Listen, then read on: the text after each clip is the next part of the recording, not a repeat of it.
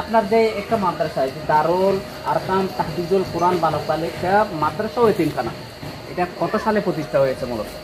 আলহামদুলিল্লাহ, এই প্রতিষ্ঠানটা মূলত 3 বছর আগে হয়েছে, কিন্তু এই দূরের কারণে সহজভাবে একটা মাদ্রাসা একটা গড়ি তোলার জন্য আমরা এই মাদ্রাসাটা এই 6 মাস আগে আলহামদুলিল্লাহ এখানে আমি প্রতিষ্ঠা করেছি। দারুল আরকাম তাহফিজুল কোরআন। এখানে আমাদের শিক্ষক আছে 5 জন এবং মহিলা আছে শিক্ষিকা 2 জন হাফেজা, এবং পুরুষ আছে আমরা 2 জন হাফেজ এবং কারি, এবং 1 জন আমাদের কি আছে আয়া আছে, অর্থাৎ রান্না করার জন্য। তো আলহামদুলিল্লাহ আমাদের প্রতি মাসে এখানে 5 বস্তা চাউল, 50 কেজি 5 বস্তা চাউল যায়। আমাদের এতিম আছে, এই লিস্টভুক্ত এতিম এই মৃত্যু সনদ ইউনিয়ন পরিষদের মৃত্যু সনদ সহ আমাদের 7 জন এখানে উপস্থিত আছে, আপনারা দেখতে পারবেন ইনশাল্লাহ। আর 16 জন আমাদের কি আছে দোস্ত আছে, অর্থাৎ গরিব যারা বাপ থাকলেও না থাকার মতো কিছু ফালা গেছে এরকম। তো এইভাবে আমরা 16 জন আছে, মোট 23 জন। আমাদের এখানে ফেরিখানা আমরা ব্যবস্থা করি আমাদের মাধ্যমে, আলহামদুলিল্লাহ আমাদের ডোনারদের আমার মাধ্যমে ইনশাল্লাহ এই আমরা ফেরিখানা দিই, এবং ফেরি বোরখা আমরা 27 জন এই মহিলাদেরকে হাফেজাদেরকে আমরা বোরখার ব্যবস্থা। আমি আপনার কাছে আরেকটা প্রশ্ন করছি, এই যে মনে করেন আপনার এই যে একটা মাদ্রাসা বা হেফজখানা আছে, আপনার পর্যাপ্ত শিক্ষক আছে এবং শিক্ষিকা আছে, আয়া সহ সবকিছু কিন্তু সদস্য আপনাদের এখানে পরিচালকের মধ্যে আছে, কিন্তু আপনার যে অসংখ্য এখানে ছাত্রছাত্রী আছে, এদের ভরণ পোষণ, এদের খাওয়া দাওয়া, এদের অবজারভেশন, এত ব্যয়বহুল খরচ আপনি কিভাবে এটা কন্ট্রোল করেন? বিষয়টা একটু যদি বলতেন। জি আলহামদুলিল্লাহ, এটা হচ্ছে আমি বিষয়টা যে আমি ভরণ পোষণ যেটা আছে আমাদের প্রতি মাসে আমাদের 1,20,000 টাকা প্রতি মাসে আমার খরচ হয়, এখানে খানা সহ শিক্ষকের বেতন সহ। কিন্তু আমি এটা ব্যবস্থা করি, আমি কোনো নিজের আমার এরকম বড় পয়সা আছে এরকম না, কিন্তু আমাদের ডোনারদের মাধ্যমে যারা কিছু ডোনার আছে 5,000 টাকা দেয়, কিছু ডোনার আছে 500 টাকা দেয়, কিছু ডোনার আছে 200 টাকা দেয়, এরকম আমরা জনগণের কিছু শুভাকাঙ্ক্ষী আপনাদের এই দিনী প্রতিষ্ঠানে সহযোগিতা করেন। আচ্ছা, আপনার যে মনে করেন এত বড় মাদ্রাসায় এখন বর্তমানে কি কি মৌলিক কতগুলো সমস্যা আছে, আপনার কি কি এখন প্রয়োজন? আপনার যে আপনার পাঠকের উদ্দেশ্যে যারা দর্শক আছে, যারা দেখতেছে দেশ এবং বিদেশে, আপনার প্রতিষ্ঠাতন্ত্র দেখতেছে, এই যে ছাত্রছাত্রীরা দেখবে, হাফেজা দেখবে, হাফেজ কোরআন দেখবে, এখন আপনার কি কি অভাব অনটন আছে একটু যদি বলতেন। এখন আমাদের অভাব আছে, আমাদের এই যে মহিলা হেফজখানা এটা ফেলাস্টার বাকি আছে, এবং উপরে যে সিলিং আছে আলহামদুলিল্লাহ এক ব্যক্তি দেওয়ার জন্য উনি বলি দিয়েছে আলহামদুলিল্লাহ। এরপরে আর ভিতরে নিচে টাইলস আছে। আর আমাদের শিক্ষকের এই বেতন এবং খানার এতিমদের ভরণ পোষণের জন্য আমি অত্যন্ত এখন অসহায় হয়ে গেছি, কারণ কষ্টে আছি, কারণ আমাদের প্রতি 1,20,000 টাকা প্রতি মাসে যায়, কিন্তু আমরা এটা বহন করতে আমাদের কষ্ট হয়ে যাচ্ছে। আমাদের এতিমদের জন্য যদি কোনো 3.5 হইতে 4,000 টাকা একটা এতিমের জন্য যায়, যদি কোনো ব্যক্তি যদি ভরণ পোষণ নেয় 7 জন এতিম এবং 16 জন কি গরিব, কিন্তু আমরা চিরজীবন ইনশাআল্লাহ আল্লাহ পাকের দরবারে আমরা শুকরিয়া আদায় করবো, দোয়া করবো ইনশাআল্লাহ। সম্মানিত দর্শক, আপনারা সম্মানিত পরিচালক মহোদয়ের কাছে এই যে মাদ্রাসায় এবং হেফজখানায় কি কি সমস্যা আছে, কি কি সম্ভাবনা আছে, সবকিছু আপনারা শুনেছেন। আপনারা জানেন যে হাদিস শরীফে রাসূল পাক সাল্লাল্লাহু আলাইহি সাল্লাম ইরশাদ করেছেন, আল ইয়াদুল উলিয়া খায়রুন মিন ইয়াদিস সুফলা, অর্থাৎ যে ব্যক্তি দান করবে সেই ব্যক্তির হাতটা উপরে থাকে, যে ব্যক্তি দান গ্রহণ করবে সেই ব্যক্তির হাত নিচে থাকে, অর্থাৎ যে দান সৎকার করে ওনার হাতটা উত্তম, উনি উত্তম ব্যক্তিতে হাদিসে সাবেত এভাবে আছে। সম্মানিত দর্শক, আমরা কিন্তু আপনাদের বিষয়টা বারবার একটু বোঝানোর চেষ্টা করতে, এটা হচ্ছে দ্বীনি প্রতিষ্ঠান, এটা কারো বাপদাদার প্রতিষ্ঠান নয়। এই মাদ্রাসাটা, এই হেফজখানাটা যে মহিলা পুরুষ আছে, সম্মানিত পরিচালক মহোদয়ের এই যে পরিচালনা করাটা আসলে অত্যন্ত কঠিন ব্যাপার। আমরা মূলত পরিবারে 3 জন মানুষ চলাতে যদি আমাদের হিমশিম খেতে হয়, এত বড় একটা প্রতিষ্ঠান চলাতে আপনার মাসে যদি প্রায় 1.5 লক্ষ 2 লক্ষ টাকা প্রয়োজন হয়, তাহলে 1 বছরে অনেক টাকার প্রয়োজন।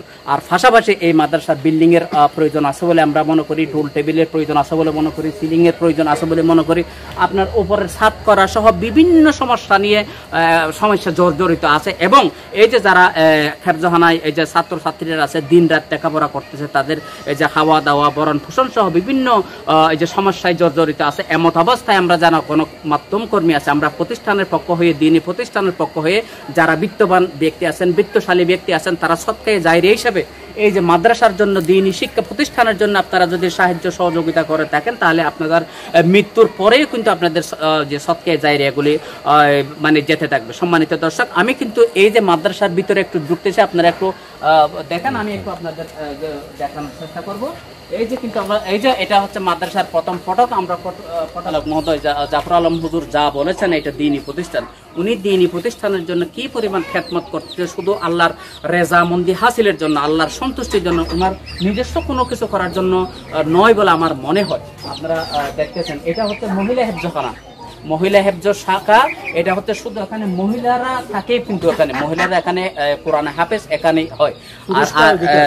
আর একটা কিন্তু রান্নাঘর, অর্থাৎ যারা এতিম আছে, এই যে মাদ্রাসায় যারা এতিম আছে, পুরুষ আছে, মহিলা আছে, এই যে হেফজ করে যে মহিলা আছে, হেফজ করে যে পুরুষ আছে, ছেলে আছে, তাদের এটা এই যে রান্না করার জন্য এটা হচ্ছে রান্নাঘর, অর্থাৎ এতিম যারা আছে তাদের। আমি একটু সরাসরি এই যে মাদ্রাসার ভিতরে, অর্থাৎ মহিলা হেফজ এখানে এই যে ছাত্রছাত্রীরা কিন্তু আছে, কি পরিমাণ ছাত্রছাত্রী আছে এটা আপনারা একটু দেখেন। আসলে আমরা একটা কোরআনের বাগানেই মূলত অবস্থান করতেছি। আপনারা দেখেন, এই যে ছোট ছোট আমার মেয়েরা কত সুন্দর করে এই যে ইসলামের শরীয়তের বিধি বিধান মতে, শরীয়ত সম্মত ভাবে যে বোরকা পরিধান করে এই যে কোরআনে হাফেজ করতেছে। আল্লাহ পাক রব্বুল আলামিন এই যে ছেলে মেয়েদের, আমার ছোট ছোট মামুনিদের যারা পিতা মাতা আছে, তারাও কিন্তু গর্বিত।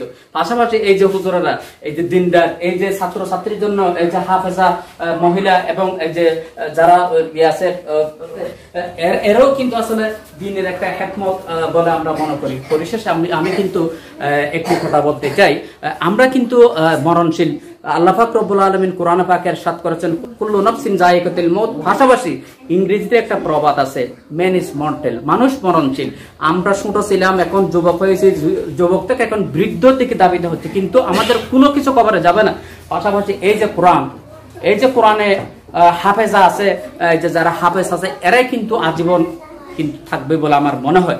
আমি কিন্তু অবস্থায় পরিশেষে যারা দর্শক মন্ডলী আছেন, যারা দেখতেছেন, যারা শুনতেছেন, এই মাদ্রাসার কিন্তু বিভিন্ন ধরনের সমস্যায় জড়িত আছে। এই যে হেফজখানা, এখানে ছোট ছোট বাচ্চারা দিন রাত কিন্তু কোরআনে হাফেজ কোরআন হেফজ করে। এখানে কিন্তু যদি আপনার গ্রীষ্মকাল আসে, এখানে কিন্তু প্রচন্ড যে গরমের তাপ পড়ে, এখানে কিন্তু একটা সামিয়ানারও প্রয়োজন আছে বলে আমার মনে হয়। এখানে সামিয়ানার প্রয়োজন আছে। এই যে অসংখ্য যে এখানে এই যে ছাত্রছাত্রীরা আছে, এদের বিভিন্ন সমস্যা আছে, খাওয়া দাওয়া সমস্যা আছে, প্রায় দৈনিক 1.5 থেকে 2 লক্ষ টাকা খরচ আছে। পাশাপাশি এই যে ছাত্রছাত্রীরা যে এখানে থাকে, এখানে কিন্তু প্লাস্টারের প্রয়োজন আছে। এটা যে একটা দেওয়াল করছে, দেওয়ালের প্লাস্টারও প্রয়োজন আছে। আর একটু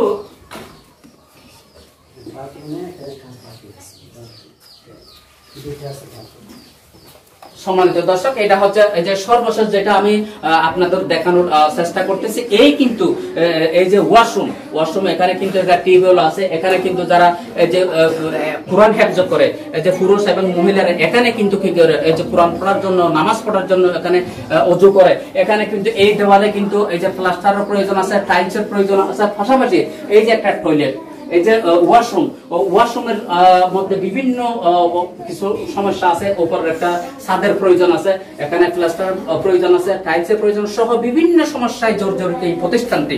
পরিশেষে আমি আমার যারা দর্শক মন্ডলী আছে, তাদের উদ্দেশ্যে বলবো, এই প্রতিষ্ঠানটি দ্বীনি প্রতিষ্ঠানটি রক্ষা করার জন্য মূলত সবার দায়িত্ব। মানুষ যেহেতু মরণশীল, মানুষ যেহেতু মৃত্যু হয়ে যাবে, সেই হিসাবে এই যে কোরআন হাদিসটা দুনিয়াতে, এই পৃথিবী থেকে চলমান রাখার জন্য, সৎকায়ে জারিয়া হিসেবে চলমান রাখার জন্য সবার কর্তব্য বলে আমি মনে করি। পরিশেষে সবাইকে এই প্রতিষ্ঠানটার প্রতি সুনজর দেওয়ার জন্য, এবং যারা বিত্তশালী আছেন, বিত্তবান ব্যক্তি আছেন, এই দ্বীনি প্রতিষ্ঠানটা জিয়ে রাখার জন্য, দ্বীনি প্রতিষ্ঠানটা এই যে প্রতিষ্ঠিত করার জন্য সবার কিন্তু সহযোগিতা প্রয়োজন বলে আমি মনে করি। যেহেতু পরিচালক মহোদয় অত্যন্ত কষ্ট করে এই প্রতিষ্ঠানটি রক্ষা করতেছে বলে আমার মনে হয়। এই যে ছাত্রছাত্রীদের, এই যে যারা মহিলা আছে, পুরুষ আছে, দৈনিক যদি 1.5 থেকে 2 লক্ষ টাকা খরচ হয়, তাহলে এক বছরে 365 কত টাকার প্রয়োজন, কত ব্যয়বহুল বিষয়। কিন্তু সবাইকে আমরা কিন্তু অনুরোধ করব, গণমাধ্যম কর্মী হিসাবে, সংবাদ কর্মী হিসাবে, আমরা প্রশাসন, রাজনৈতিক সামাজিক নেতৃবৃন্দ এবং বিত্তবান এবং বিত্তশালী ব্যক্তিদের কাছে আহ্বান জানাবে এই প্রতিষ্ঠানটি এই কোরআনের একটা কারখানাটি প্রতিষ্ঠা করার জন্য, এই যে কায়েম রাখার জন্য, দণ্ডায়মান রাখার জন্য, প্রতিষ্ঠিত রাখার জন্য সবার প্রয়োজন বলে আমি মনে করি। সকলকে ধন্যবাদ।